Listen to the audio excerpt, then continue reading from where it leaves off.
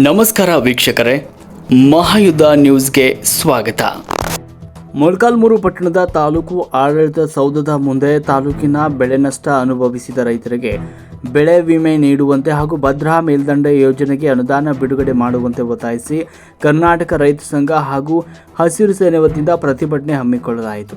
ಸಂದರ್ಭದಲ್ಲಿ ರೈತ ಸಂಘದ ಜಿಲ್ಲಾಧ್ಯಕ್ಷ ರವಿಕುಮಾರ್ ಅವರು ಮಾತನಾಡಿದರು. ತಾಲೂಕಿನಾದ್ಯಂತ ರೈತರಿಗೆ ಸಂಪೂರ್ಣ ಬೆಳೆ ನಷ್ಟವಾಗಿದ್ದು ಪರಿಹಾರ ನೀಡುತ್ತೇವೆ ಅಂತ ಬೆಳೆ ವಿಮೆ ಪಾವತಿಸಿಕೊಂಡಿದ್ದ ವಿಮಾ ಕಂಪನಿ ಹಾಗೂ ಅಧಿಕಾರಿಗಳು ರೈತರಿಗೆ ವಿಮೆ ತುಂಬದೆ ಮೋಸ ಮಾಡ್ತಾ ಇವೆ. ತಕ್ಷಣವೇ ತಾಲೂಕಿನ ರೈತರಿಗೆ ವಿಮೆ ಪಾವತಿ ಮಾಡಬೇಕು ಅಂತ ಆಗ್ರಹಿಸಿದರು. ಅಲ್ಲದೆ ತಾಲೂಕಿಗೆ ಭದ್ರಾ ಮೇಲ್ದಂಡೆ ಯೋಜನೆಗೆ ಸಂಬಂಧಪಟ್ಟಂತೆ ಅನುದಾನ ಬಿಡುಗಡೆಗೊಳಿಸದೆ ಸರ್ಕಾರಗಳು ನಿರ್ಲಕ್ಷ್ಯ ಮಾಡ್ತಾ ಇವೆ.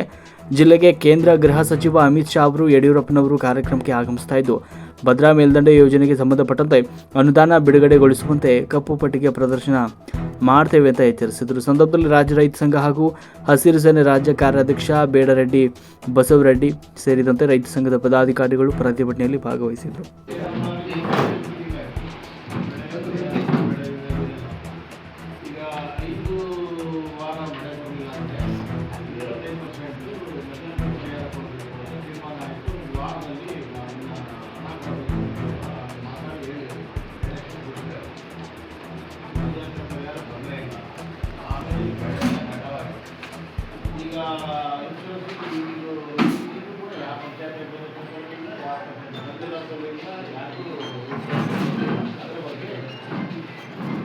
ನೀವು ಹೇಳಿದ್ರೆ ಜಿಲ್ಲಾಧಿಕಾರಿಗಳು ಒಂದು ಗೊತ್ತಾಗಲ್ಲ ಕ್ರಿಮಿನಲ್ ಕೇಸ್ ಆಗ್ತಿದೆ ಅಂತ ಹೇಳಿ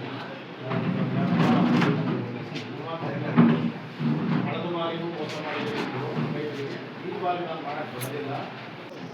ಕಸಬದಲ್ಲಾಗಿದೆ ಅಂದರೆ 10 ಪಂಚಾಯತಿಯಲ್ಲಿ ಮತ್ತು ದೇವಸಮುದ್ರದಲ್ಲಿ 9% ಇನ್ಸೂರೆನ್ಸ್ ಕ್ಲೇಮ್ಸ್ ಆಗಿದೆ.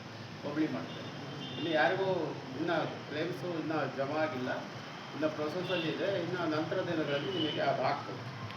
ಇನ್ನು ಮುಖ್ಯ ಬೆಳೆ ಬಂದಾಗ ನಮಗೆ 3 ಪಂಚಾಯತಿಯಲ್ಲಿ ಮಾತ್ರ ಕ್ಲೇಮ್ಸ್ ಇದೆ.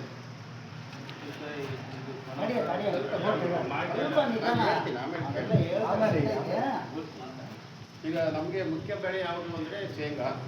ಅದರಲ್ಲಿ 3 ಪಂಚಾಯತಿಯಲ್ಲಿ ಮಾತ್ರ ಕ್ಲೇಮ್ಸ್ ಆಗಿದೆ. ದೇವಸಮುದ್ರದಲ್ಲಿ ಪಂಚಾಯತಿಗೆ 6.45% ಆಗಿದೆ ಮತ್ತು ಹಿರೇಕೆರಳಿಗೆ 2.93% ಆಗಿದೆ. ಪಾಲ್ಸಾಗರಕ್ಕೆ 1.93%. ಇಷ್ಟು ಮಾತ್ರ ಅಂದರೆ ನಮಗೆ